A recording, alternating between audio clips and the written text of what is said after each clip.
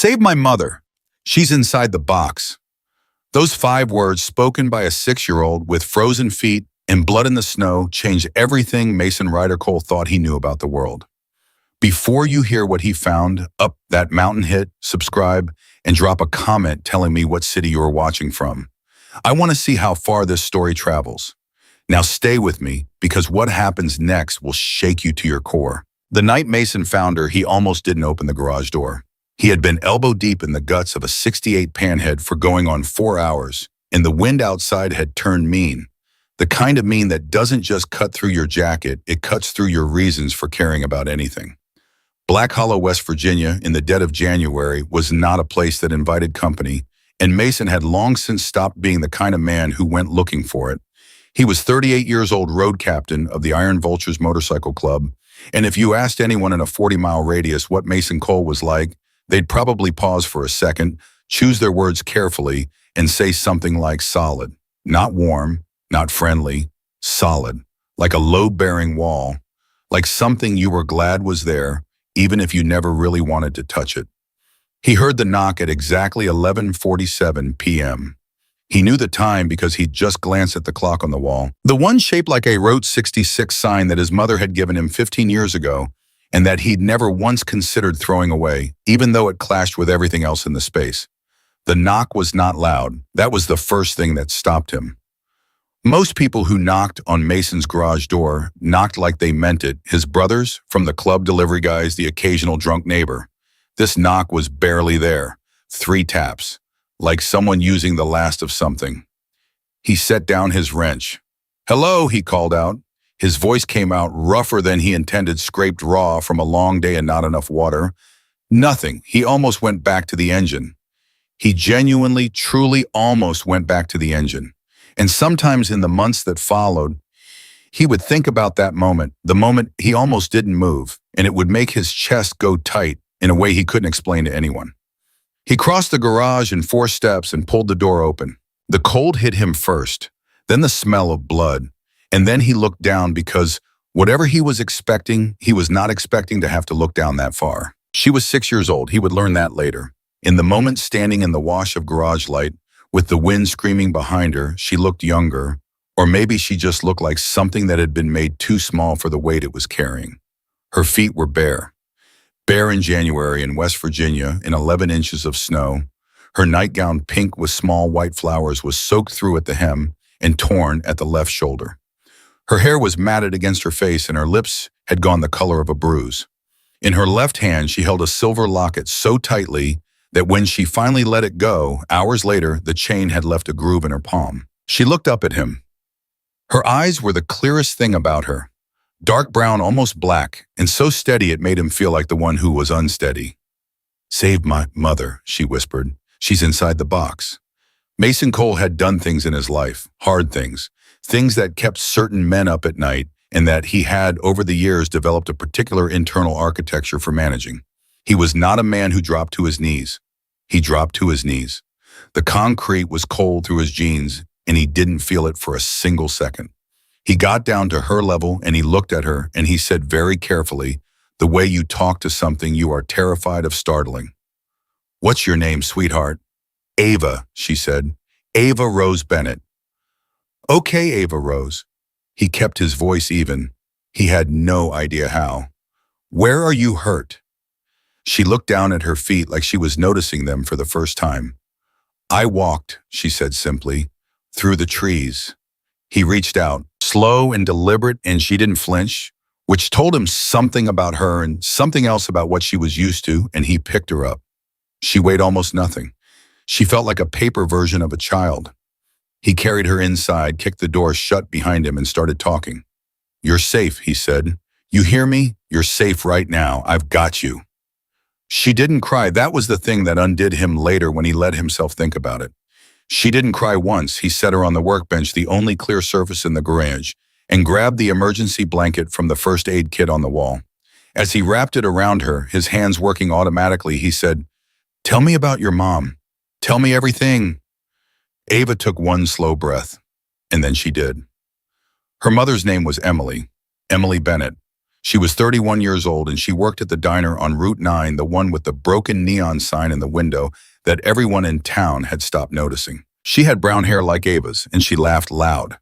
Ava said loud enough that sometimes people looked over in restaurants and Emily would go a little red and then laugh about being embarrassed, and that always made Ava laugh too. Her stepfather's name was Trent. The way Ava said it flat with no inflection, like naming a piece of furniture, told Mason more than any description could have. He took Mommy somewhere, Ava said. In the truck last night. He said she was going to see her sister. Her brow furrowed with the particular concentration of a child who has been thinking hard about something for a very long time. But Mommy doesn't have a sister. I know that. Mommy told me about her family.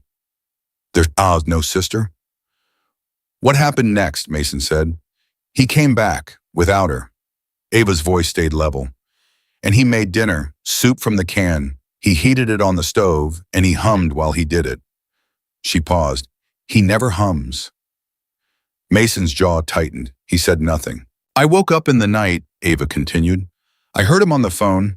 He was talking to someone. I couldn't hear all of it, but I heard him say, she closed her eyes like she was pulling the exact words out of storage. By morning it won't matter. And then he laughed. She opened her eyes. Not a real laugh, the kind he does when he thinks he's smarter than everyone. And then what did you do? Mason said. I went back to my room, she said, and I looked at my locket. She held it up, the silver one still in her fist. Mommy gave it to me. She said if I ever needed to remember that someone loved me more than anything in the whole world, I should hold it. Ava looked at the locket for a moment. So I held it, and then I thought Mommy needs someone to help her, and I knew where they put her. Mason went very still. How did you know? Because 2 weeks ago, Ava said I heard them fight. Trent and Mommy. It was bad. She was crying and he was saying bad things, and in the middle of it, I heard him say, that old mine up the mountain has more room than you'd think. And then he got quiet because he heard me in the hallway. She looked at Mason steadily. He smiled at me. That's when I knew he was really dangerous, because bad men get angry, but the really bad ones smile. The garage was so quiet that Mason could hear the wind changing direction outside. He sat back on his heels and looked at this 6-year-old child, this barefoot, bloodied, unbroken child, and he felt something move through him that he didn't have a word for. It wasn't pity. Pity was soft and passive. This was more like pressure, like something enormous pressing against the inside of his ribs. Ava, he said, and his voice came out lower than usual. How far did you walk tonight? She thought about it. Past the big dead oak, past the creek, past the road with the broken fence, past Mr. Henley's barn. She counted on her fingers. A long way. He found out later it was 2.3 miles. Through snow, in the dark. Barefoot. He stood up and pulled out his phone. The first call he made was to Decker, full name Charles Deckard Briggs, the club's president, a man who had been sleeping about 4 hours a night for 20 years, and who answered on the second ring like he'd been waiting. We've got a situation, Mason said. There was a pause on the other end, the kind of pause that meant Decker was shifting from sleep to full engagement, a transition that took him approximately 3 seconds. Talk to me. I've got a 6-year-old girl in my garage, walked 2.3 miles barefoot through the snow. Mother's been locked in a shipping container up at the old silver mine. Stepfather's the one who put her there. Dead silence. You sure? Decker said. Decker. Mason looked at Ava. She was sitting on the workbench with the emergency blanket around her shoulders, watching him with those steady dark eyes. I'm sure he heard Decker pulling a long breath. Then, who else knows? Nobody? I'm calling you first. Good. Another pause, shorter this time. Call the others. I'll be there in 12. He was there in 9. The calls went out fast. That was one of the things people didn't understand about the Iron Vultures. From the outside, they looked like what? They looked like a motorcycle club, leather jackets, loud pipes, the whole picture. But on the inside, they functioned like something closer to a volunteer fire department crossed with a military unit. When something was wrong, you moved. You didn't deliberate, and you didn't waffle. You moved. Within 18 minutes of Mason's first call to Decker, the garage held 12 men. Within 25, it held 17. Within 30, all 22 who could be reached had confirmed they were coming. Some of them looked at Ava in a way that made Mason want to put himself between her and whatever they were feeling, not because any of it was bad, but because it was so much. Big men, tough men, men with records and histories and scars, both visible and not. And every single one of them, when they saw her, just stopped, like she had reached into their chests and grabbed something. Hatch, 6'4", 260 pounds. The club's sergeant-at-arms, a man who had not visibly cried since approximately 2003, crouched down in front of her, the same way Mason had, and said in a voice so soft it barely registered, "Hey there, little one. You did real good getting here." Ava looked at him. "Are you going to help my mommy?" "Yeah," Hatch said. "We're all going to help your mommy." "Okay," she said, and she let out a breath like she had been holding it since she left the house.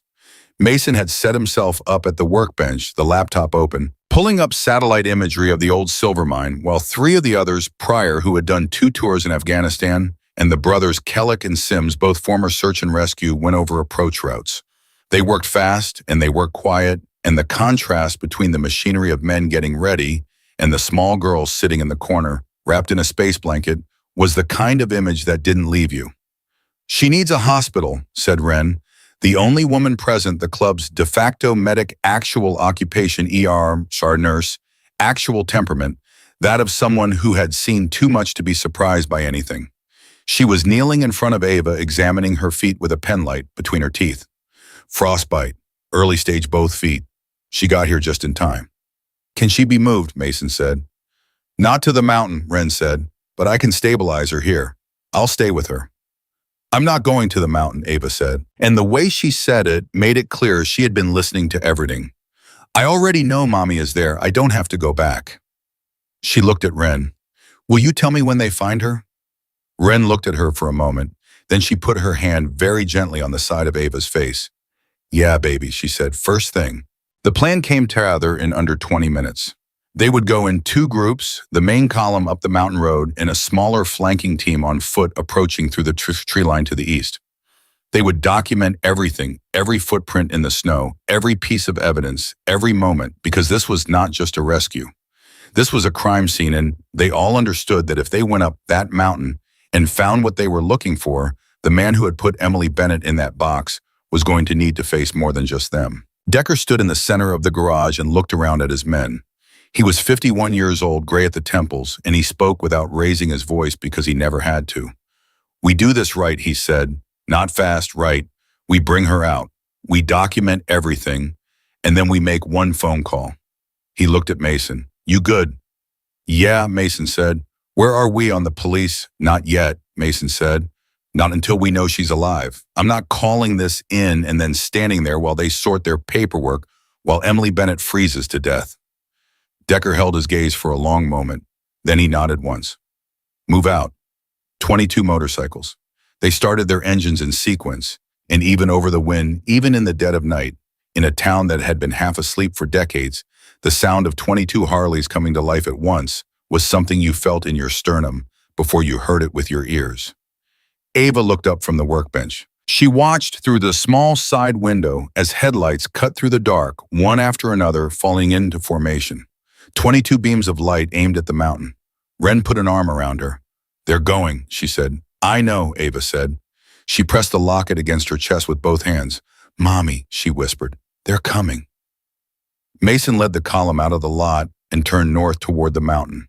The road was bad ice under the snow hairpin turns beginning about a mile up, the kind of conditions that would make a sensible man consider alternatives. No one considered alternatives. They rode in tight formation, headlights throwing long shadows against the tree-line engines, a low thunder beneath the screaming wind. About a mile and a half up the mountain road, Pryor's voice crackled through the comm system they'd rigged before leaving. "Mason, East Trail, you seen that?"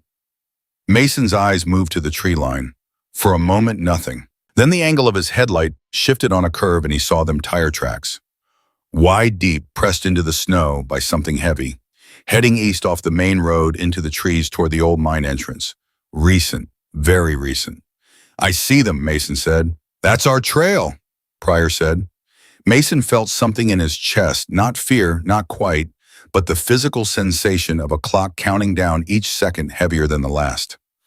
Emily Bennett had been in that container since the previous night. That was approximately 18 to 20 hours, in temperatures that had been sitting between 12 and 18 degrees Fahrenheit, with no food, no water, no way to communicate, no way to know that her daughter had walked through the snow to find a stranger who would believe her. Or sit here. He pressed the throttle.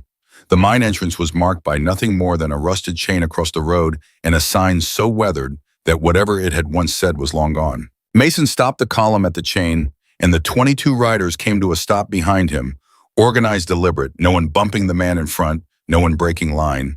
He got off his bike. He stood at the entrance, flashlight in hand, and looked into the dark of the mine. And then very clearly, so that everyone could hear him, he said, "Emily Bennett, if you can hear me, we're coming in." No answer came back. Only the wind, only the dark, only the weight of 22 men standing behind him, engines off now waiting. Mason clicked on his flashlight and walked in. Behind him, one by one, 21 others followed. Deep inside the mountain, the air was still and cold and heavy with silence.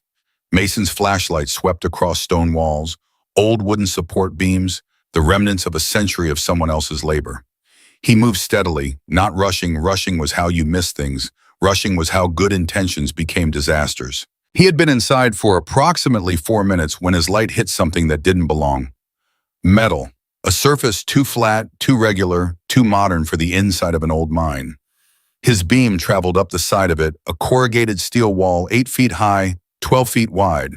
A shipping container sealed at both ends with a brand new padlock on the door. Mason stood there for exactly 1 second. Then he turned and said, his voice dropping to something barely above a whisper, "She's here." He stepped forward and pressed his palm flat against the cold metal of the container. He didn't know why. It was instinct, pure and simple, the impulse to make contact, to close the distance in whatever way was available to him. And then from inside he heard it, a sound, faint, irregular, barely there, a scratch, the sound of something that had been trying to make itself heard for a very long time. Mason's eyes closed for just a moment. He pressed his forehead against the cold metal and he breathed one breath, one single steadying breath, and then he stepped back and looked at his men and said 2 words, "Break it." Hatch was already moving before Mason finished the word. He had a bolt cutter in his hand, the heavy industrial kind, the type that could shear through a bicycle lock like it was made of licorice, and he went at the padlock with everything he had. The sound it made when it gave way was sharp and final, like the snap of a bone, and it echoed off the stone walls in a way that made every man in that tunnel go still for just a fraction of a second. Then the door swung open. The smell hit them first. Cold air, yes, cold, like the inside of a freezer, but underneath it, something else. Something human and desperate and alive in the way that things are alive when they are fighting against everything that wants to stop them. Mason stepped forward with his flashlight and swept the beam across the interior, and his heart did something complicated in his chest that he wasn't prepared for. Emily Bennett was in the far left corner. She had pulled her knees to her chest and wrapped her arms around them and tucked her chin down and made herself as small as possible, which Mason would later understand was not weakness, but intelligence. She had been managing her body heat rationing, spending it only where it could do the most good. She was wearing a gray zip-up sweatshirt and jeans, and her feet were in socks that were damp from condensation, and her hair was loose around her face. She was shaking so hard he could see it from 6 feet away, but she was breathing. "Emily," Mason said, and he kept his voice low and steady, the way you keep a hand steady when you're reaching towards something you don't want to startle. "My name is Mason. We're going to get you out of here. You're safe." Nothing. Her eyes were open but not quite tracking. He crouched down in front of her and tried again. "Emily, your daughter sent us. Ava sent us." And that was the thing that reached her. Something moved across her face, something that started behind her eyes and worked its way forward until it broke the surface, and the sound she made was not a word, not quite, but it was something. It was the sound of a person coming back from somewhere very far away. "Ava." Her voice was barely there, a cracked, hollow thread of sound. She's safe," Mason said. "She's warm. She's waiting for you." Emily Bennett pressed her lips together and closed her eyes, and 2 tears ran down her face and froze halfway to her chin. "She walked," Emily whispered. I told her if anything ever happened, Find someone with a light on. Find someone who's awake. She found the right person, Mason said. Pryor and Kellick were already in the container, moving carefully, not touching her, yet not until they knew what they were dealing with. Pryor had field medic training going back 15 years, and he ran through his assessment with a quiet efficiency that Mason had always been grateful for, calling out in a low voice as he worked core temp severely depressed fingers with early signs of frost nip, responsive to verbal pupils, reactive and equal. No visible trauma to the head. There were marks on her wrists, though, thin red lines where something had been rope, maybe, or zip ties. She'd gotten free of them at some point, which explained the scratch Mason had heard from outside. She'd been scratching at the walls of the container with her bare fingers. For 18 hours, when Pryor said that out loud, said it quietly like a clinical observation, 3 of the men standing in the tunnel had to look away. "We need to get her temperature up," Pryor said. "Slow and controlled, not fast. Fast can trigger cardiac arrhythmia and severe hypothermia." "What do we do?" Kellick said. "Body heat and insulation first, then the thermal blankets. Then we move." What happened next was something Mason would carry with him for the rest of his life. Not because it was dramatic, but because it was the opposite of dramatic. It was quiet and careful and deliberate, and it was 20 men who everyone assumed were rough and dangerous, turning out to be something else entirely. They worked in pairs. They shrugged off their jackets without being asked, without anyone telling them to, one after another, passing them forward until Emily Bennett was wrapped in leather and flannel and body-warmed wool, and then the thermal blankets went on top, and Pryor monitored her the entire time, calling adjustments, watching her color, talking to her steadily in a calm, even voice that never once cracked. "You're doing great, Emily. Stay with me. Tell me something. What's Ava's favorite color?" Emily blinked. Her teeth were chattering. "Yeah, yellow. Everything yellow. She made me buy yellow curtains for her room. Said the sun needed somewhere to go at night." Pryor smiled. "That's a smart kid."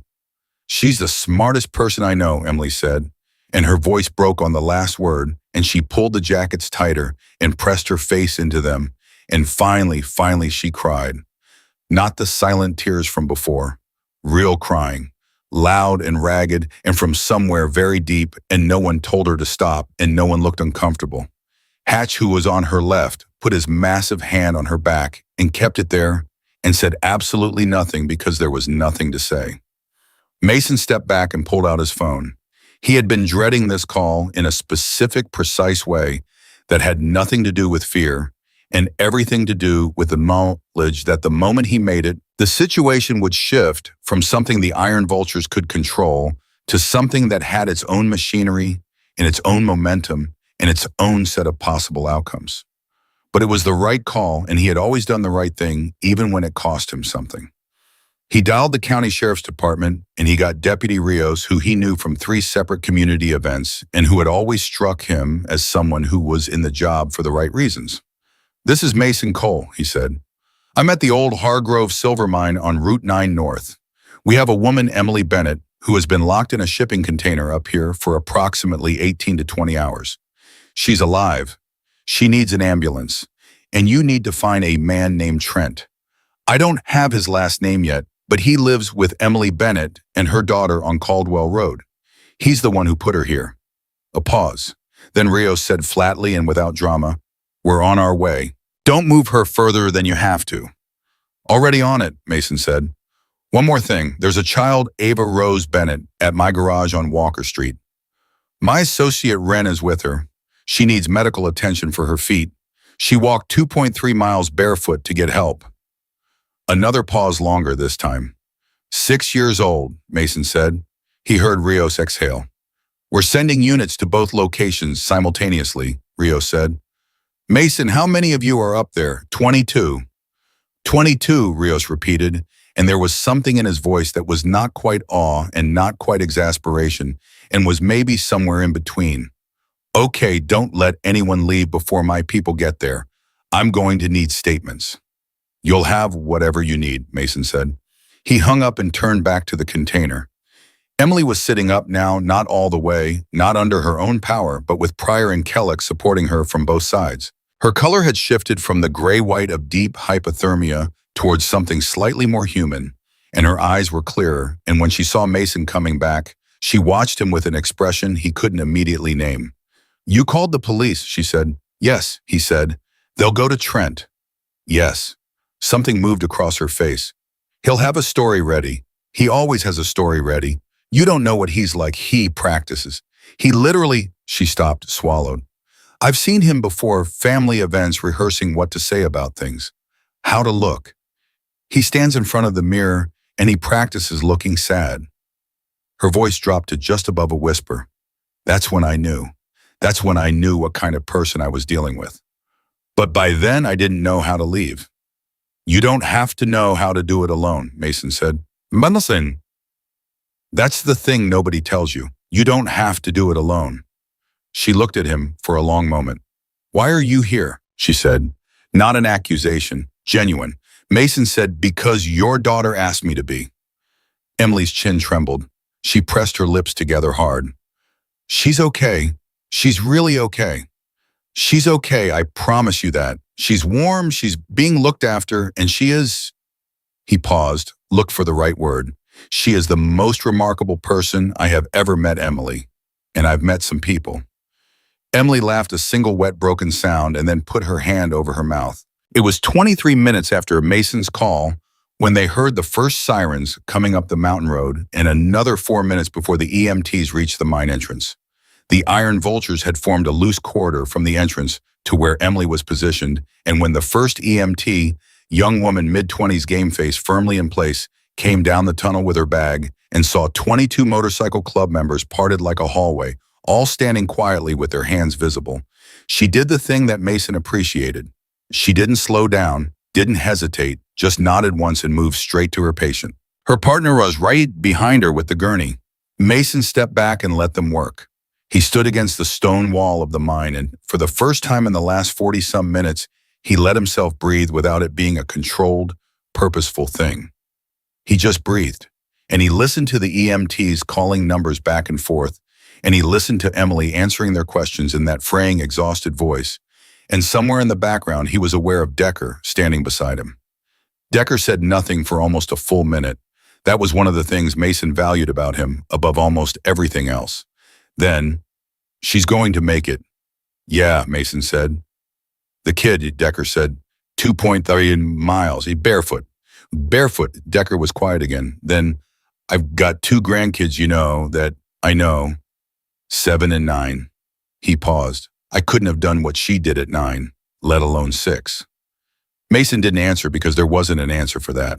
It was simply true, and some true things just needed to be left in the air. 20 feet away, the EMTs were preparing to move Emily. She was on the gurney now, strapped and blanketed and with an IV line in her arm, and her eyes were moving around the space around the men standing quietly along the walls, with an expression that Mason couldn't fully read. It was gratitude, yes, but it was also something underneath the gratitude, something that looked like bewilderment, like she was trying to reconcile what she knew about the world with what was happening in front of her. When they moved her past Mason, she reached out and grabbed his wrist. Not his hand, his wrist, like she needed something to hold on to that wouldn't break. "Thank you," she said. The words were not enough, and she knew it, and he knew it, and neither of them pretended otherwise. "Please tell Ava," her voice gave out for a moment. She steadied it. "Tell her mommy's coming." "I'll tell her," Mason said. They wheeled her up the tunnel and out into the night, and Mason stood in the mine long after the sound of the gurney faded and let the quiet of the place settle around him. Then his phone buzzed. It was Ren. 1 message, 2 words. "She knows." He stared at it for a moment, not understanding. Then another message came through, this one, a photograph. It was slightly blurry, taken in a hurry, but clear enough. Ava sitting on the workbench in his garage, wrapped in the space blanket, holding her locket in both hands. And she was looking at something outside the frame, looking toward it, not away, and on her face was an expression that Mason had no name for. Not quite relief, not quite joy.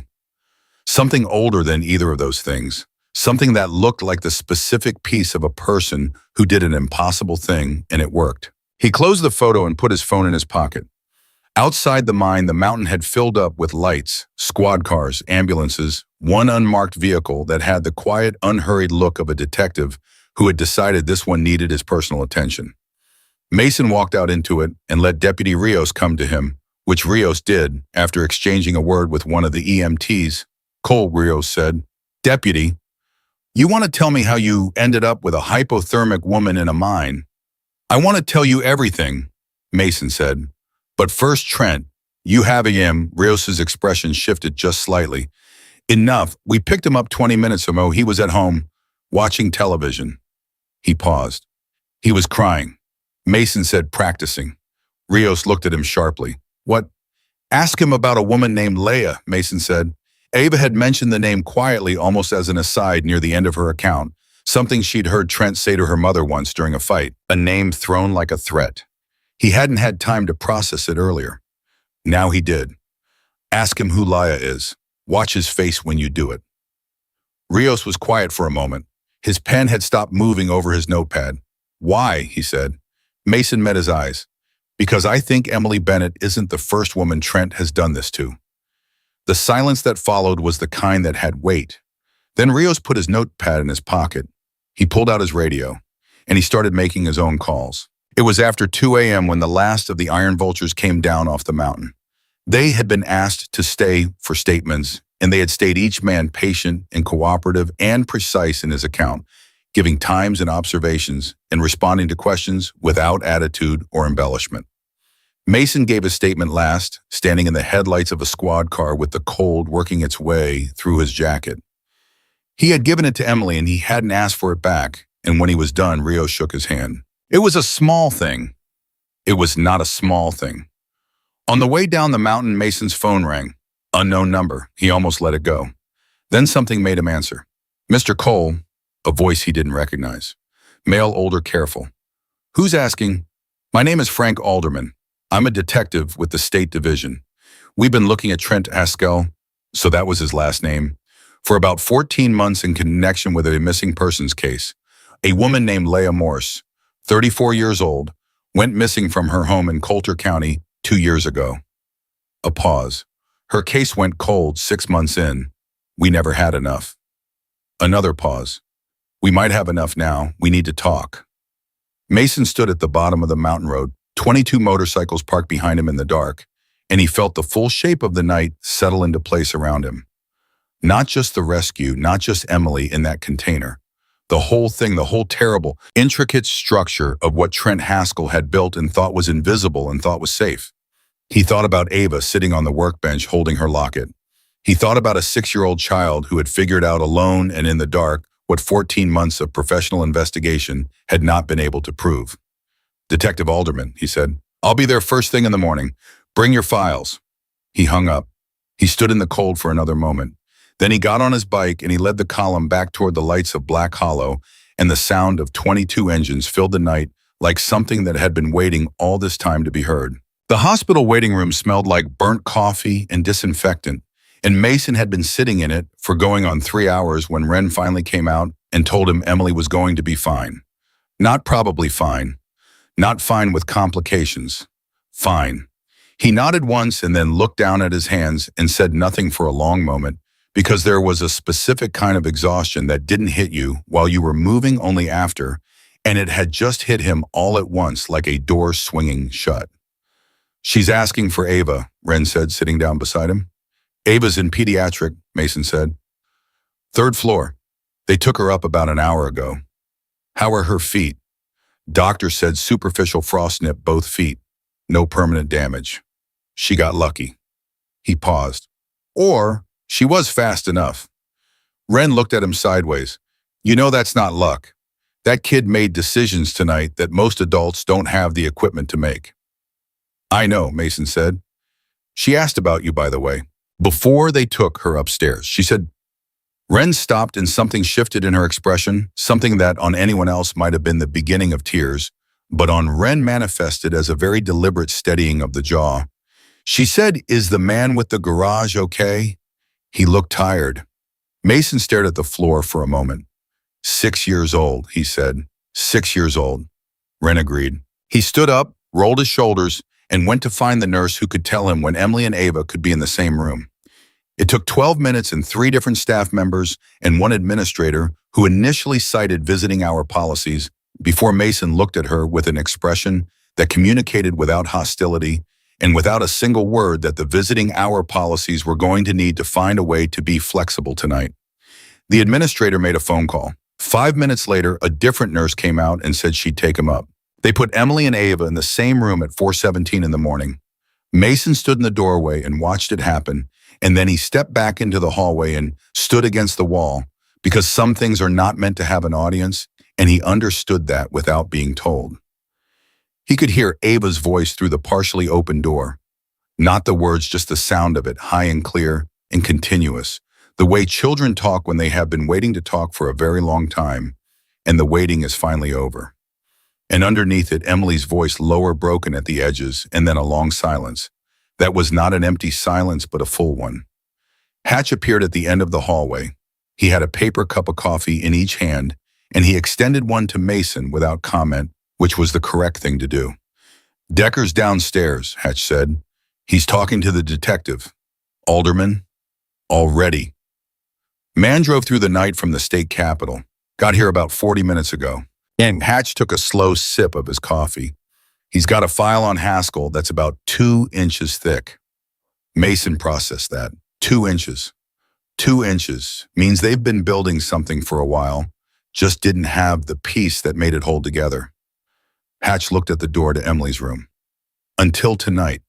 Mason thought about Ava again, her voice in the garage, so steady and so precise, pulling those memories out, in order, handing them over like evidence she'd been cataloging for months. Because she had been. She'd been doing it alone in her bedroom with a locket pressed to her chest and no one to tell. He finished the coffee, then he went downstairs. Detective Frank Alderman was 53 years old and had the particular look of a man who had spent decades being right about things no one wanted him to be right about. He was sitting across from Decker at a small table in an empty family consultation room off the main lobby, a legal pad in front of him, and a pen in his hand, and the 2-inch file Hatch had mentioned open between them. When Mason came in, Alderman looked up and studied him for a moment, the way a man studies a tool he's trying to decide if he trusts. "You're Cole," he said. "I am." "Sit down." Mason sat. Alderman tapped the file. "Leah Morse, 34 years old. Elementary school art teacher. She disappeared 26 months ago from her apartment in Coulter County. Her car was found at a trailhead parking lot 11 miles from the county line. No body, no witnesses, no physical evidence connecting anyone specific." He paused. "She had been dating Trent Haskell for about 8 months before she disappeared." "Had been," Mason said. "They broke up, or she tried to break up with him about 3 weeks before she went missing. Her sister told us Leah was scared. Said Haskell had gotten..." He checked his notes, very quiet in a way that felt like something building. Her words. He closed the file. "We interviewed Haskell twice. Both times he cried at exactly the right moments. Said all the right things. Volunteered information that turned out to be accurate and verifiable, which made him look cooperative." Alderman's jaw tightened almost imperceptibly. "He's good." "He practices," Mason said.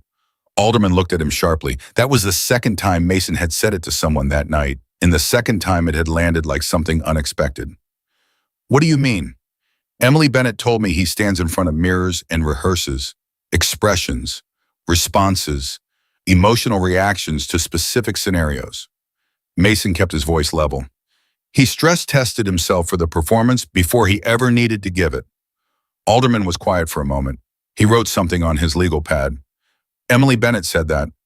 Tonight, at the mine." Alderman wrote something else.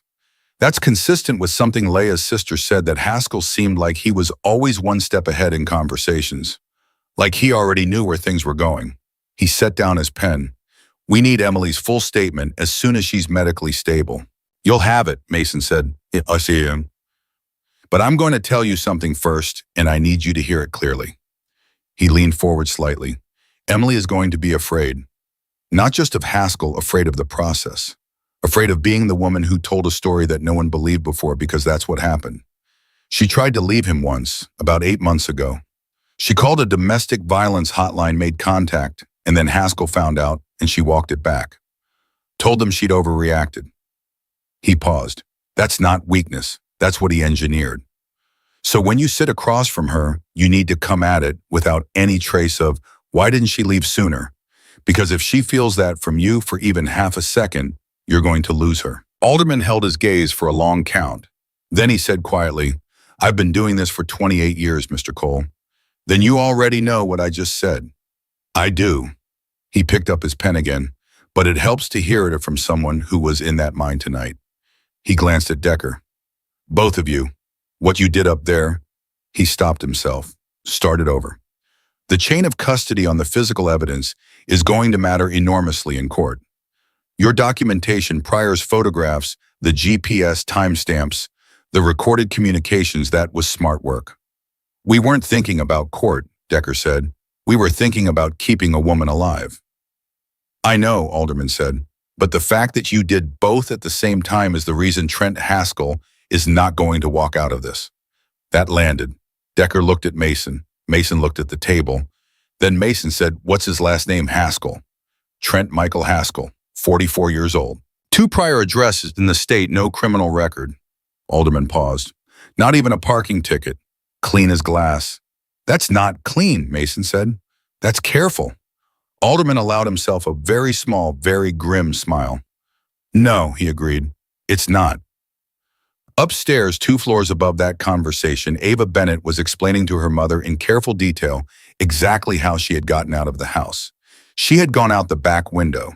The one in the laundry room, the small one that Trent had nailed shut the previous summer, but that Ava had discovered over the course of several months of quiet private investigation, was not nailed shut very well at all. The nail on the left side had gone into rotted wood and had never actually seated properly. She had tested it every few weeks, pressing on the frame, feeling forgive the way you test ice before you walk on it. Emily listened to all of this with her hands wrapped around her daughter's and her face doing things she couldn't control. "You tested the window," Emily said, "for months." "I wanted to have a plan," Ava said simply, "in case it came." Emily closed her eyes. "Mommy?" Ava's voice was gentle but direct.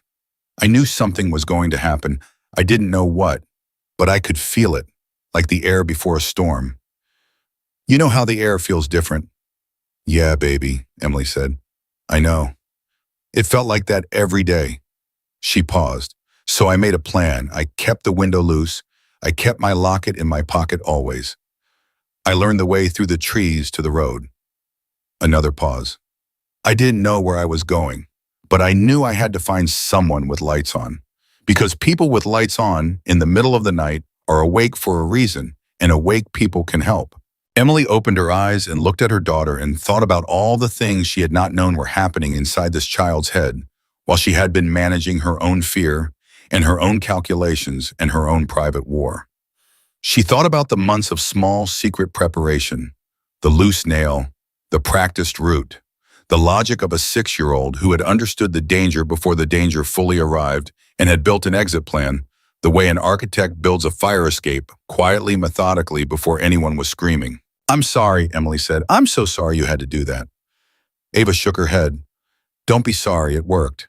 And there it was, that same quality Mason had seen in the garage, that absolute bedrock practicality that had nothing to do with coldness and everything to do with a specific kind of love, the kind that didn't flinch, the kind that planned. Emily pulled her daughter close and held her and didn't try to say anything else for a long time. What neither of them knew yet, what Mason was finding out at that exact moment downstairs from Detective Alderman's 2-inch file, was that what happened next was going to be more complicated than a rescue. Because Trent Haskell, sitting in an interrogation room at the county sheriff's office at 4 a.m., had just done something that nobody had expected. He had asked for a deal. Alderman got the call while Mason was still in the room. He listened, said 3 words, "Don't offer anything," and hung up. Then he looked at Mason with an expression that was somewhere between controlled fury and careful thinking. "He's talking," Alderman said. "What?" "Haskell. He lawyered up first, and then, according to the deputy who just called me, he fired his lawyer 20 minutes in and said he wanted to speak to someone from the state division directly." Alderman was already gathering his papers. "He's asking for a deal." "He's not getting one," Decker said flatly. "No," Alderman agreed. "He's not getting the deal he's going to ask for.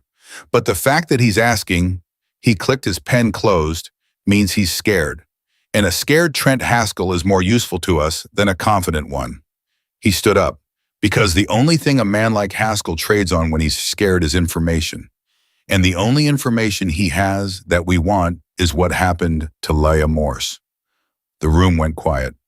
Mason understood first. He knows where she is, Mason said. That's my read, Alderman said. He's going to try to trade her location for leniency on Emily's case. Yes. And I'm going to go sit across from him and listen, Alderman said, pulling on his coat.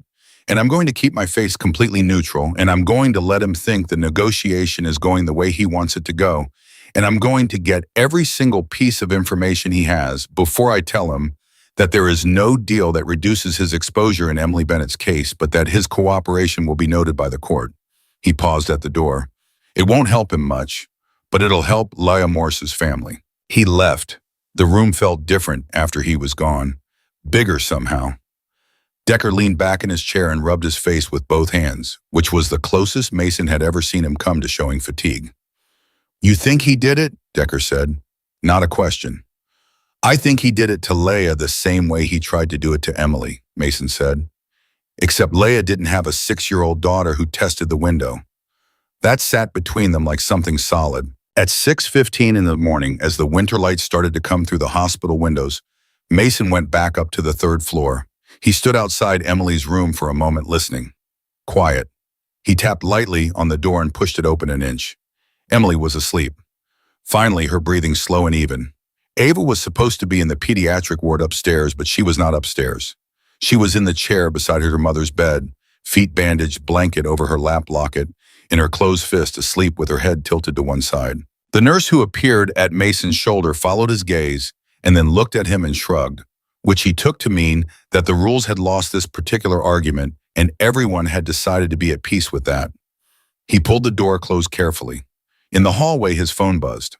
Alderman. He answered immediately. He told us where she is, Alderman said, and his voice had the particular flatness of a man who has just confirmed something he had hoped was wrong. A property in Coulter County, remote. He owned it under a shell company. A pause. We're sending a team now. Mason pressed the back of his head against the wall and looked at the ceiling. We don't know yet, Alderman said. But he knew the location without hesitation. Gave GPS coordinates. Another pause. He knew them by heart, Mason. He didn't have to look them up. Mason said nothing. I want you to know, Alderman said, that he did not get the deal he asked for. He's being charged with attempted murder for Emily Bennett, unlawful imprisonment, and now we're looking at a full investigation into Leah Morse. He paused. Your documentation from tonight priors photographs, the timestamp footage, the GPS on the approach. It's going to be central to everything. The DA has already seen the preliminary materials, and he searched for the word motivated. Mason thought about Trent Haskell watching television, crying at exactly the right moment, practicing grief in the mirror like it was a skill. Good, he said. He hung up and stayed where he was for a moment, alone in the hallway with the quiet of the hospital around him and the pale winter light coming through the window at the end of the corridor. Somewhere in this building, Emily Bennett was sleeping for the first time in more than 20 hours. Beside her, Ava slept with her mother's locket in her hand, the same locket she had carried through 2.3 miles of dark and snow, because someone had once told her it was proof that she was loved. 60 miles away, a team of state investigators was driving toward a property in Coulter County where they might find what remained of Leah Morse, and Trent Haskell was sitting in a cell running through his options with the specific, precise desperation of a man who had built his entire life on the assumption that he was smarter than everyone around him and had just discovered at 6 a.m. on a January morning that he had been wrong. He had been wrong about Emily. He had been wrong about the container. He had been wrong about the nail in the laundry room window. And he had been catastrophically, irreversibly wrong about a 6-year-old girl with a silver locket and a plan. Mason Cole pushed off from the wall, put his phone in his pocket, and went to find the coffee machine. He had a long day in front of him. He knew it. There would be more statements, more questions, more of Alderman's careful reconstruction. There would be things that got harder before they got easier, because that was how these things worked, and he had lived long enough to stop being surprised by it. But for right now, in this moment, in this particular hallway, he let himself feel it. The full weight of the night and what it had held. All 22 motorcycles on the mountain. Hatch's hand on Emily's back. Pryor counting seconds and monitoring breathing in the cold. Wren staying with a child who never cried, not once, because she had already spent everything she had on the walking. He found the machine. He fed it quarters. He waited for the cup to fill. And for the first time since 11:47, the night before, Mason Ryder Cole allowed himself to believe that they had actually done it. They found Leah Morse at 8:43 in the morning. Alderman called Mason while he was still in the hospital parking lot, engine running, heater working hard against the cold that had settled into the seat and the steering wheel and his bones overnight. He answered on the first ring. "We found her," Alderman said. Mason's hand tightened on the phone. He didn't speak. "She's alive, Mason." He exhaled one long, controlled breath that he felt in every part of his body. "How?" "Barely," Alderman said. And the word carried everything in it that he wasn't saying out loud: the 26 months, the abandoned investigation, the cold case file that had sat in a cabinet while Leah Morse had somehow impossibly continued to exist. She was in a reinforced cellar beneath the property, padlocked from the outside. She had access to a water line, a feed pipe agricultural, running through the foundation, and she had been... He paused, and Mason could hear him pulling himself together the way professionals do when the facts of a thing try to become personal. She had been surviving, just surviving, but she was there. 26 months, Mason said, 26 months. Neither of them said anything for a moment. Then Mason said, "Does her sister know? Someone's calling her right now." And Haskell. Alderman's voice went flat and precise in a way that Mason had come to recognize as the man's version of fury. "Trent Haskell has been in a holding cell since 1 a.m. this morning. His deal request has been formally denied. He is currently being charged with 2 counts of unlawful imprisonment, 1 count of attempted murder in the first degree for Emily Bennett, and the DA is building a second attempted murder charge for Leah Morse." He paused. "We're also pulling his finances. The shell company that owned the Coulter County property was one of 3. He had infrastructure for this, Mason. This wasn't improvised." That hit the way facts hit when they were worse than what you'd imagined. Mason sat with it for a second. Infrastructure. Not rage, not impulse, not a man who had lost control of himself in a moment. A man who had built systems, who had rehearsed and planned and constructed and maintained over years the architecture of other people's disappearance. "He was going to let Emily die in that container," Mason said. "Yes." "And then he was going to cry at the funeral." "Yes," Alderman said. "And he probably would have gotten away with it. Except the nail," Mason said. A beat of silence. "The nail," Alderman agreed. After he hung up, Mason sat in the parking lot for another minute. He was thinking about Ava, specifically about the version of Ava who had spent months testing a window frame in a laundry room, pressing her small fingers against the wood once a week, waiting for the give that would mean there was a way out. A 6-year-old who had understood, in whatever wordless, instinctive way children understand the things adults work hard not to see, that the danger was real and the exit needed to exist before the emergency arrived. He thought about what would have happened if the nail had held. He stopped thinking about it. He went back inside. The hospital had shifted into its daytime rhythm, the overnight staff handing off the morning light, changing the feel of the quarters, the specific noise of a building waking up. Mason took the elevator to the 3rd floor and found Wren outside Emily's room, leaning against the wall with her arms crossed and her eyes closed, not asleep but somewhere adjacent to it. "They found Leah Morse," he said. Wren opened her eyes. She looked at him for a moment. Live. Alive. She closed her eyes again. Something in her face shifted, not dramatically, not with tears, just a slow internal rearrangement. 26 months, she said. "Yeah." "How do you do that?" Wren said quietly. Not a question directed at him, more like a thing she was saying to herself or to the air or to whatever she believed in on the mornings after nights like this one. "How does a person hold on for 26 months? "The same way Ava held on," Mason said. "One decision at a time." Wren was quiet, then she said, "Emily's awake. She's been asking for you, actually." He looked at the door. "For me. She has questions about what happens next, the legal part. She doesn't know how any of it works, and she's scared." Wren looked at him evenly. "You're the person she trusts right now. I don't think you get to be surprised by that. You're the first person who believed her daughter."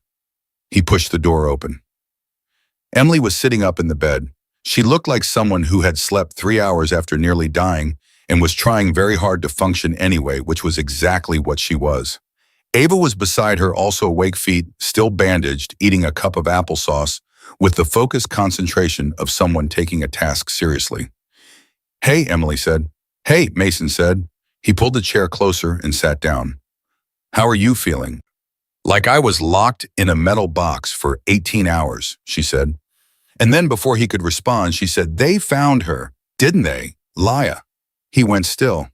"How did you know?" Emily looked at her hands. "Because I heard him once, on the phone, about 8 months ago. He didn't know I was in the kitchen. He was on the back porch, and the window was cracked, and I heard him say very quietly, like he was talking to himself, still there. And then he laughed. Just a small one." She looked up. "I didn't know who he was talking about.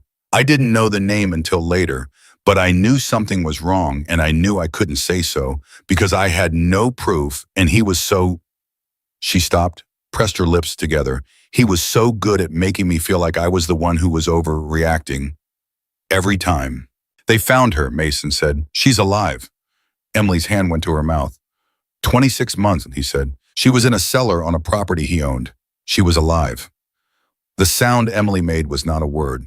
It was something underneath words, something the body produces when the mind gets information it's not structured to hold. She pressed her hand harder against her mouth and breathed through her nose and stared at the wall. And Ava put her applesauce down and moved closer to her mother without saying anything, which was the exact right thing to do. After a moment, Emily said, "She has a sister, Leia. Her name is Carmen." Her voice was steadier than Mason expected. "We talked once at a community center event about 3 years ago, before I was with Trent. She was funny, Leia, I mean, she had this laugh." She stopped, started again. "Carmen is going to need to hear her sister's voice." "She already knows," Mason said. "Alderman's people called her." Emily nodded slowly. She wiped her face with the back of her hand, a small, businesslike motion like clearing a workbench. Then she looked at him directly. "What happens now to Trent?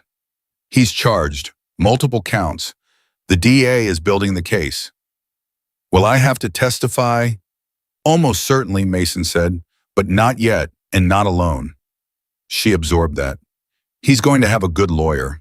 He's been planning for the possibility of this. I understand that now, the way he had everything set up. He'll have money somewhere. He'll have a story." "He does," Mason said, "and it's going to fall apart." "How can you be sure, Mom?"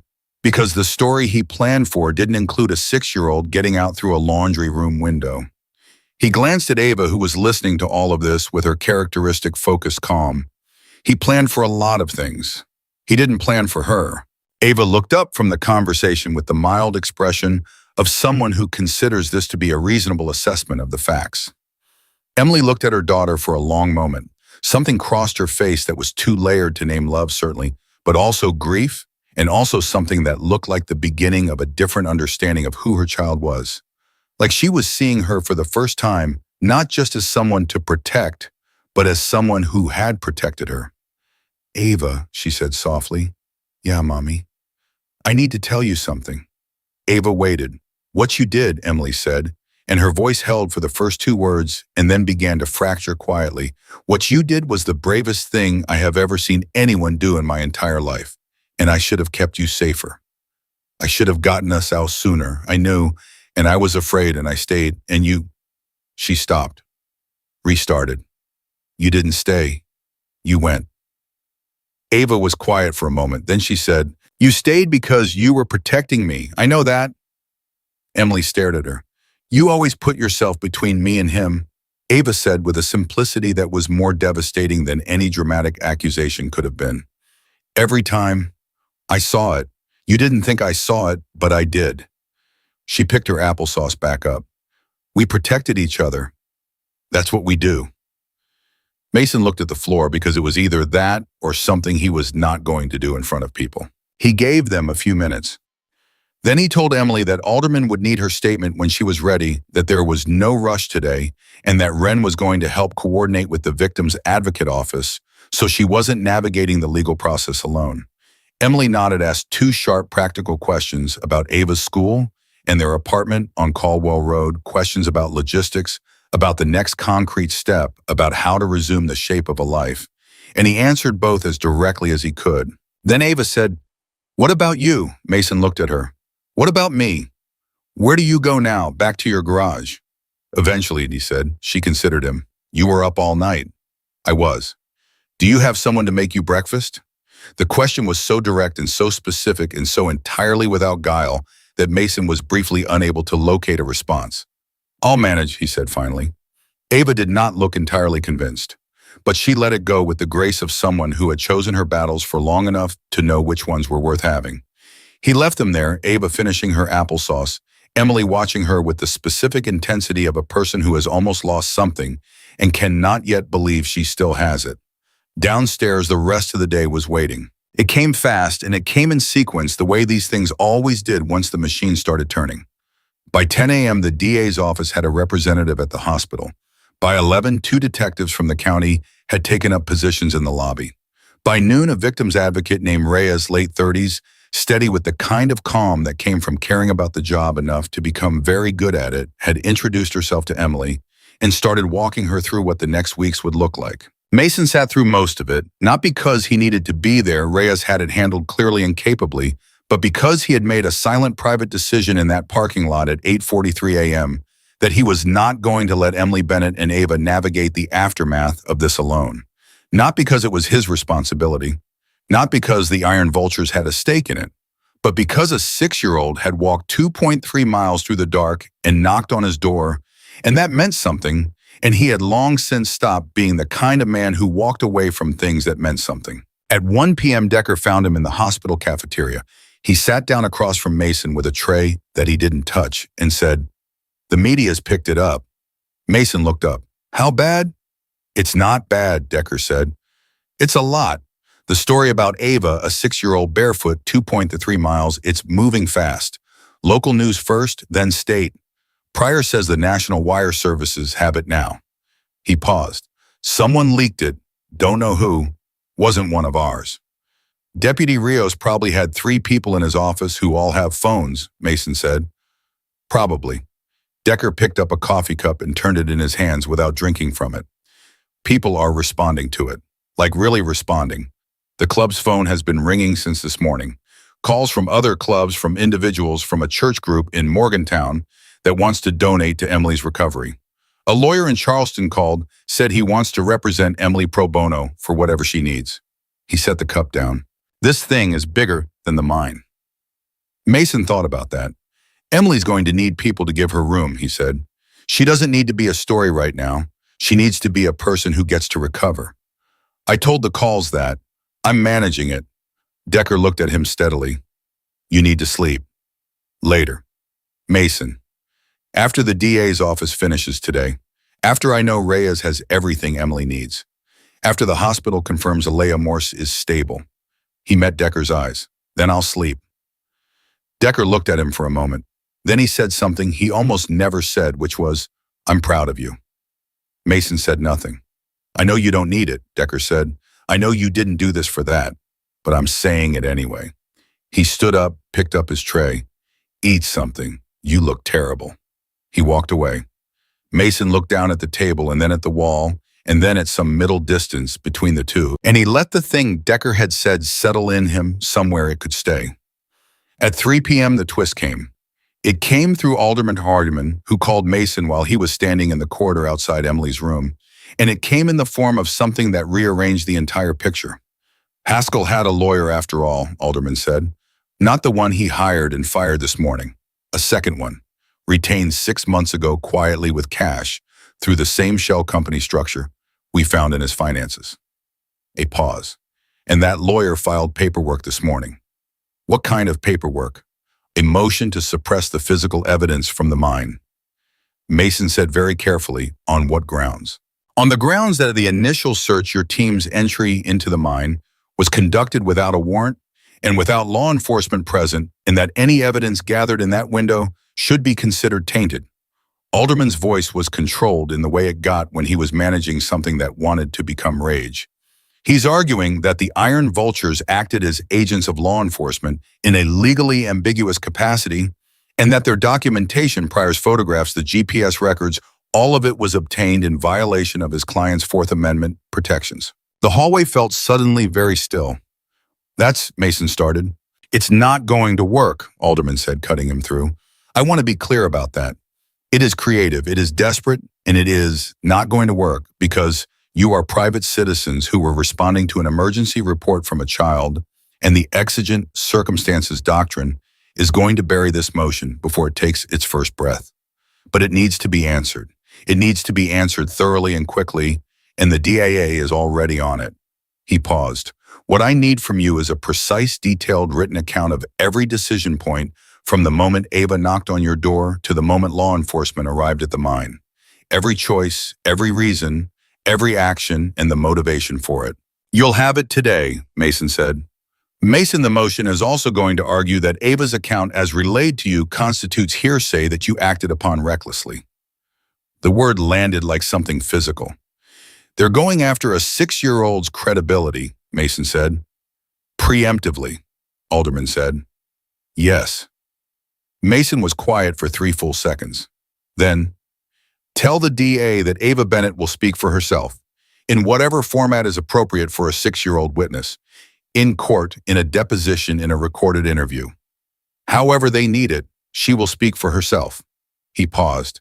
And when she does, nobody in that room is going to have any questions about her credibility. Alderman said, I believe you. He hung up. Mason stood into the hallway and let the anger move through him, clean and fast, the way he'd learned to let it move, feeling it fully, not suppressing it, but not letting it make decisions either. Haskell's lawyer was doing what Haskell's lawyer was paid to do. It was procedural. It was a reach. It was going to fail. But the fact that they had gone after Ava, even preemptively, even on paper, even as a legal maneuver, did something to the temperature inside Mason's chest that took longer to regulate. He pushed the door open. Emily looked up immediately. She had developed in the hours since this morning a particular alertness to footsteps in the corridor, a hair-trigger awareness that Mason recognized as the residue of a long time spent listening for threat. It would take a while to go away, maybe a long while. What happened, she said. He told her. All of it. He didn't soften it because she had not asked to be handled, and he wasn't going to start now. Emily listened without interrupting. When he finished, she was quiet for a moment. Then she said, he's doing what he always does. When something goes wrong, he finds the angle. He finds the pressure point, and he pushes. Her voice was steady. He tried to make me doubt everything I knew to be true about my own life. That was his angle with me. With the court, the angle is the wrongs. It won't hold, Mason said. I know, she said, because this time he doesn't get to run the room. She looked at her daughter Ava, who had fallen asleep in the chair beside her locket, loose in her open hand, face smooth and quiet the way children's faces go in sleep. He never counted on the fact that I had her, Emily said, and she had me, and we were both, she searched for the word, paying attention. Mason looked at Ava sleeping, at a girl who had memorized a route through the trees, who had kept a nail loose, who had found someone with the lights on. Yeah, he said, you were. The legal motion filed by Haskell's second lawyer didn't hit the news cycle by 4 p.m. By 5, there were people standing outside the county courthouse, not a mob, not a demonstration, just people. Individuals who had heard the story, who had heard the motion, who had done the math and arrived at a response. Some of them were holding signs. Some of them were just standing there. One of them, according to a photo that circulated through Mason's phone via Wren, was an elderly woman in a winter coat holding a handwritten sign that said simply, "We believe Ava." By the time Mason finally left the hospital at 7 p.m., the motion had already been denied. He stood in the parking lot and read Alderman's message twice. Motion denied. Exigent circumstances affirmed. All evidence admissible. DA proceeding with full charges. He put his phone in his pocket. He got on his bike. He sat there for a moment without starting the engine in the cold, in the dark. In the parking lot of a hospital that contained Emily Bennett sleeping and Ava sleeping beside her with the locket in her hand. And somewhere across the county, a woman named Leah Morse, who had survived 26 months in a cellar, was getting her first real meal. And in a holding cell, Trent Haskell was sitting with the specific knowledge of a man who had built everything on the belief that he was untouchable and was learning in real time the precise dimensions of how wrong he had been. Mason started the engine. He had one more thing to do before he slept. He pulled out his phone and called Pryor. The written account, Mason said. You and me and Kellick, tonight, my garage. We document every decision from the moment Ava knocked on the door. Already started, Pryor said. I've been writing since noon, been waiting for you to call. Mason almost smiled. An hour, he said. I'll be there. He pulled out of the parking lot and headed back toward Black Hollow, and the cold night opened up around him, and the road was long and dark and exactly as he knew it, and for the first time since a 6-year-old girl had knocked on his garage door, with frozen feet and a silver locket, and 5 words that had changed everything for the first time since then, Mason Ryder Cole knew exactly which direction he was going, and it was the right one. The written account took 4 hours. Mason, Pryor, and Kellick sat in the garage on Walker Street, the same garage where Ava had knocked on the door 36 hours earlier, and they went through every decision, every minute, every choice made between 11:47 p.m. and the moment law enforcement took over at the mine. Pryor had his notes. Kellick had his memory, which was the kind of memory that retained sequences and times and physical details with a precision that had always made him invaluable in the field. Mason supplied the connective tissue, the reasoning, the judgment calls, the moments where they had stopped and assessed before moving. They wrote it straight, no embellishment, no justification, no language chosen to make anyone look better than the situation warranted. Just what happened and why and in what order. When they finished, Pryor read it back aloud while the other two listened, and no one suggested changing anything, because there was nothing to change. It was accurate.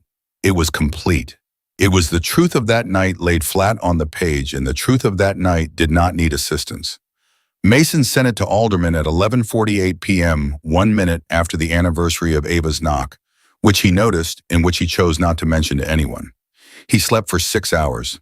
It was the most he'd managed in 2 days, and it felt like 30 minutes. The next 3 weeks moved the way legal processes move, which is to say not fast, but with the particular relentless gravity of something that has been set in motion and will not be stopped.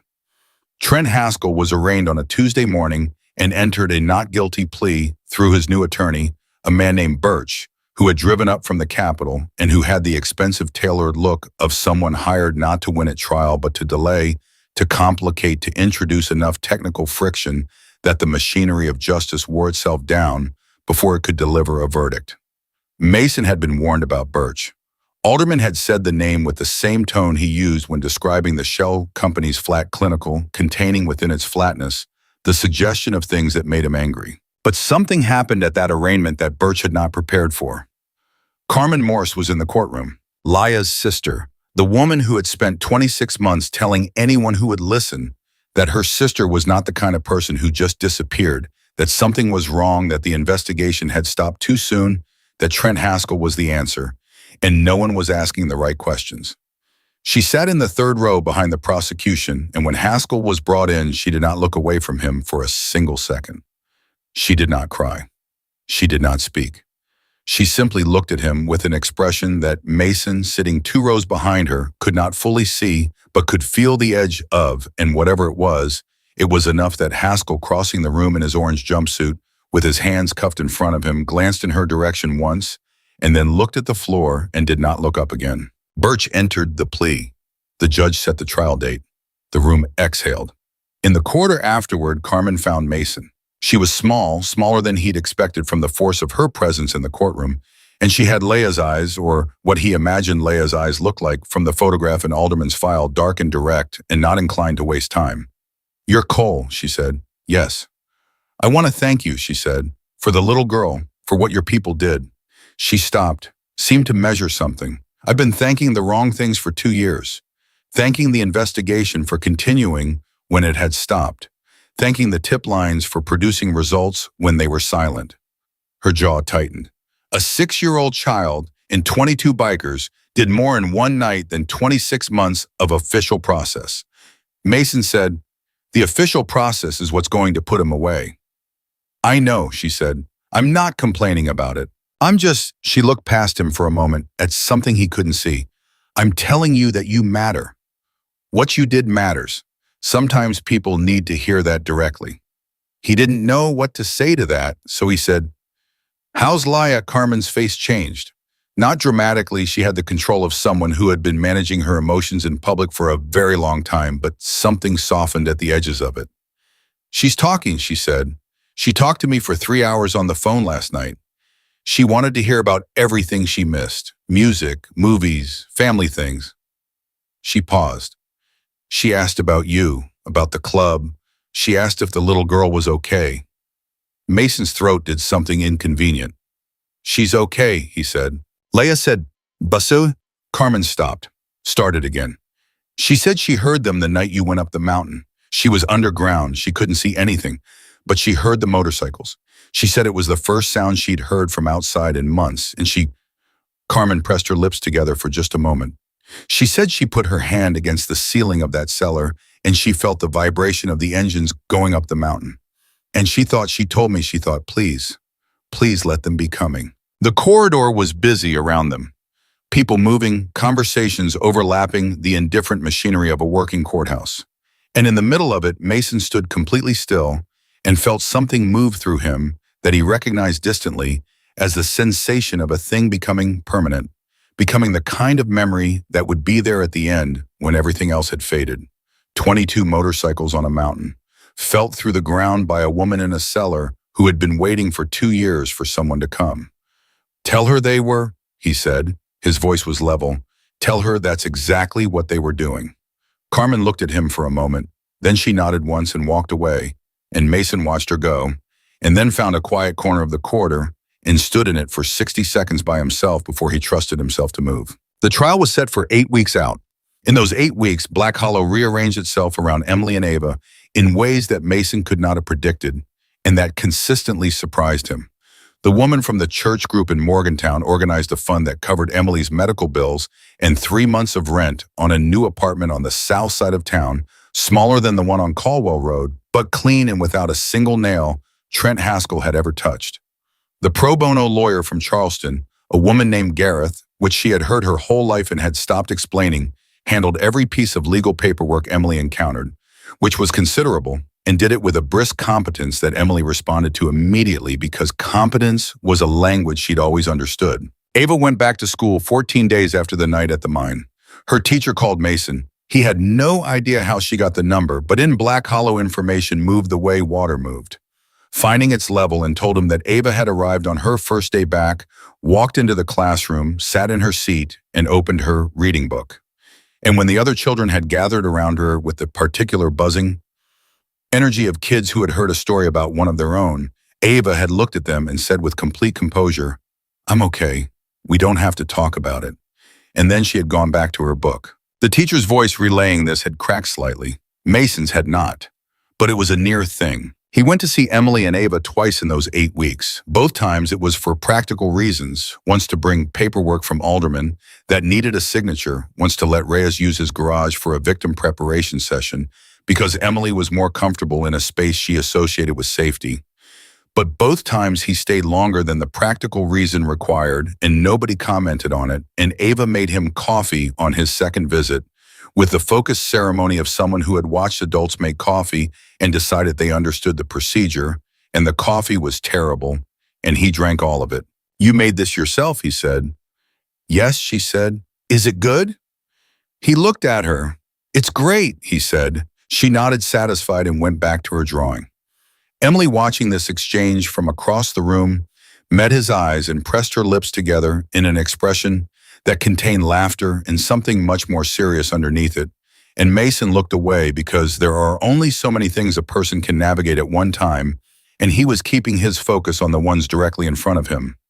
The trial began on a Wednesday in early March. The courtroom was fuller than Mason expected. Not packed in a chaotic way, but full in the way of a place where something important is happening and people have arrived to witness it because witness matters. Carmen Morse was in the third row again. Wren was there.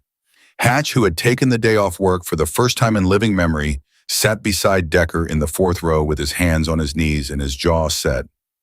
Pryor was there, Kellick, Sims, several others from that night in their cleanest clothes sitting in rows present, in the way that the Iron Vultures were present when something was theirs to see through. Emily testified on the second day. She had prepared for it, Gareth had walked her through it methodically, and Reyes had sat with her through the emotional preparation, and Mason had driven her to the courthouse that morning and said almost nothing during the drive, which was exactly what she had asked for.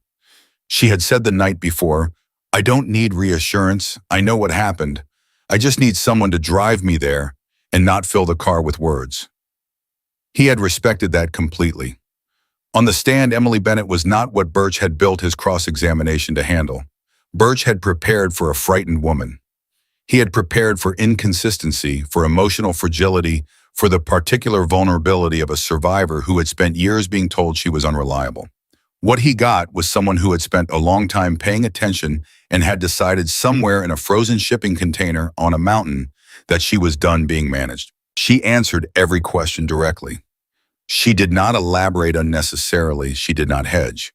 When Birch pushed, and he pushed hard, going after the timeline, going after her history of not reporting, going after the withdrawn domestic violence call from 8 months before, she looked at him steadily and said, "I withdrew that call because he found out I'd made it, and I was afraid of what he would do to my daughter. Not because I was wrong about what he was. I was never wrong about what he was." The courtroom was very quiet. Birch moved on. The twist that broke the trial open came on day 4, and it came from a direction that nobody, not Alderman, not Gareth, not Birch, not Haskell himself, had anticipated. Leah Morse testified via video link from the hospital where she was still recovering.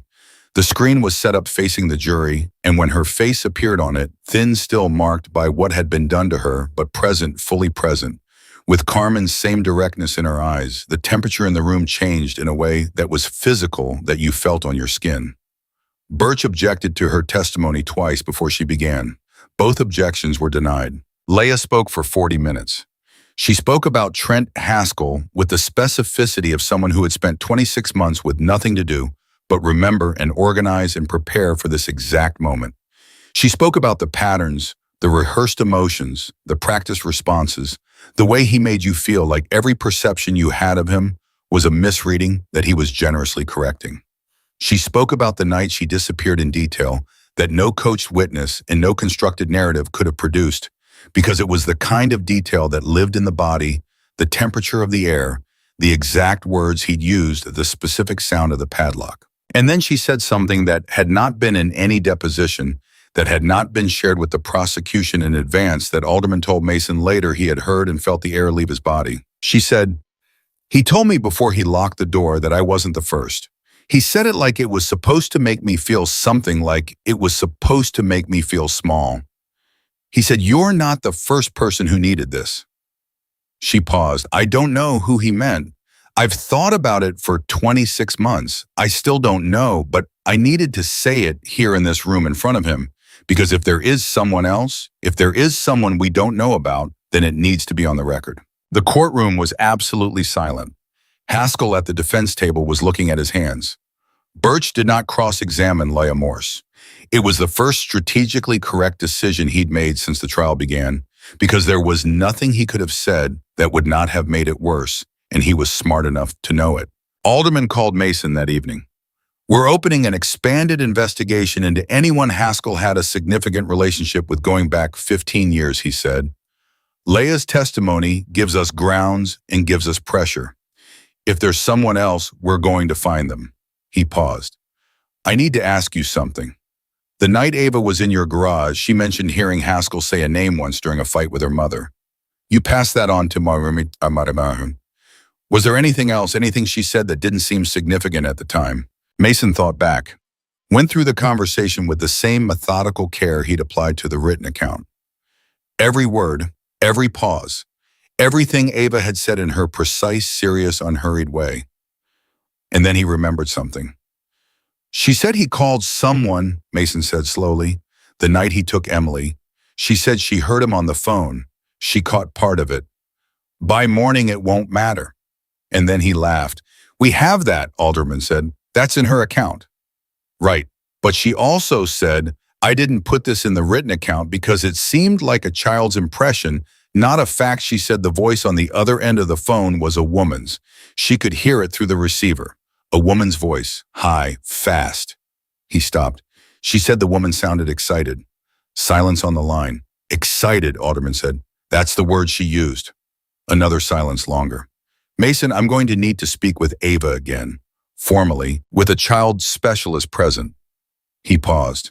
If Haskell had an accomplice, if someone knew, if someone helped, then this isn't over, Mason said. No, Alderman said. It's not. The verdict came on a Friday afternoon, 11 days into the trial, after 9 hours of jury deliberation that Alderman said was long enough to be thorough and short enough to be clear. Guilty on all primary counts: attempted murder in the first degree for Emily Bennett, unlawful imprisonment for both Emily Bennett and Leah Morse, and 3 additional charges that had been added as the investigation expanded. The Leah Morse murder charge had been restructured to attempted murder when she survived, but it carried the same weight in sentencing terms, and the DA had made sure the jury understood that. Mason was in the courtroom when it was read. He heard Emily exhale beside him, a single breath, long and complete, like something she had been holding since a night in January. He felt rather than saw her reach for Ava's hand. Ava, sitting between her mother and Wren, was looking at the jury foreman with that steady, dark attention she brought to everything that mattered. When the word guilty landed for the first time, Ava closed her eyes. Just for a moment. The way you close your eyes when you have been waiting for a sound and it finally comes. Then she opened them and looked at her mother, and Emily was already looking at her, and neither of them said anything because there was nothing to say that the moment wasn't already saying better. Haskell received his sentence 3 weeks later. Consecutive terms on the primary charges with the additional counts running alongside. The judge, a woman of 60 who had been on the bench for over 2 decades and who had listened to every word of the trial with an attention that Mason respected, looked at Haskell before she read the sentence and said something that was not part of the formal proceeding and that she clearly meant to say regardless. She said, "The evidence in this case establishes not just what you did, but how long and carefully you prepared to do it. Premeditation of this depth does not result from impulse or despair. It results from a belief that other people's lives are resources available for your use. This court's sentence reflects the full gravity of that belief and its consequences."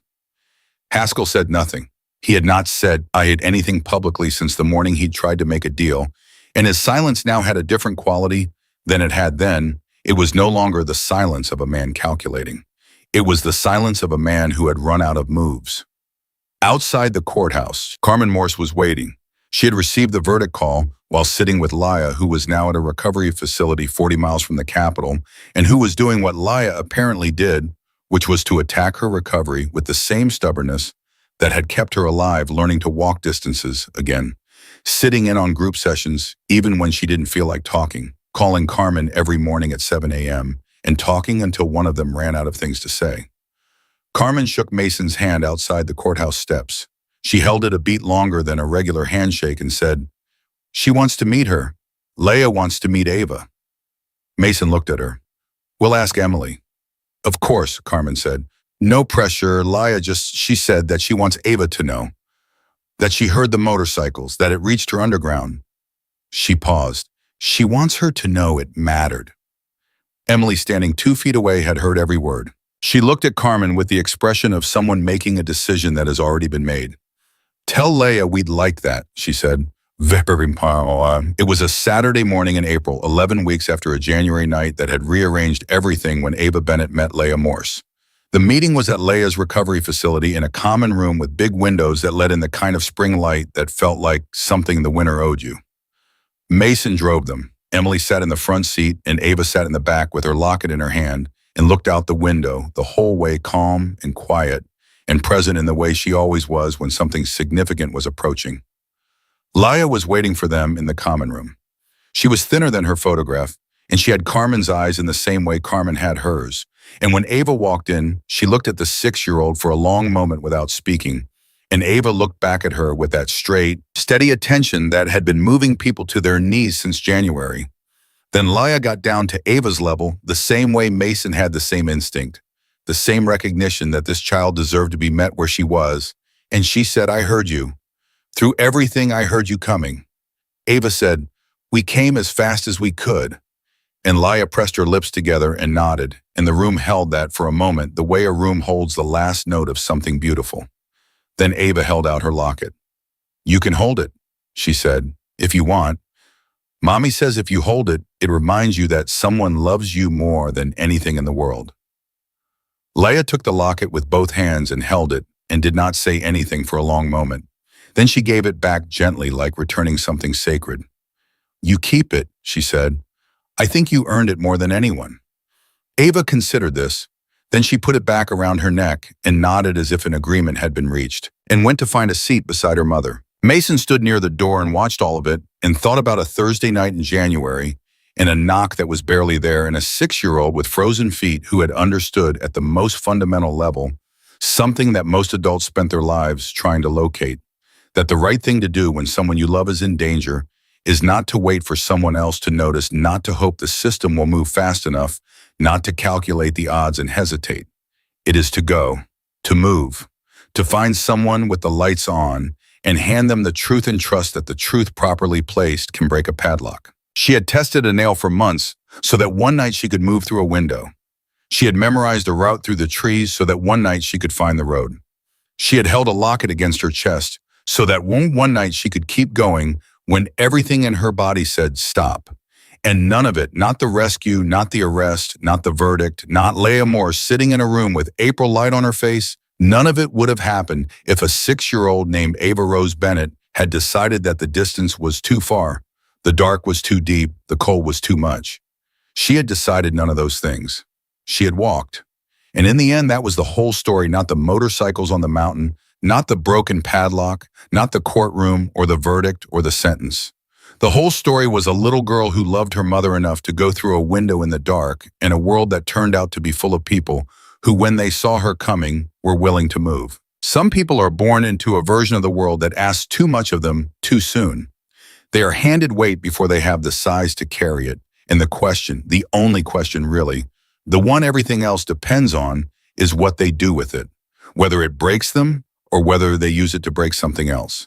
Ava Rose Bennett, age 6 of Black Hollow, West Virginia, had used it to break something else. And the something else it broke had needed breaking for a very long time.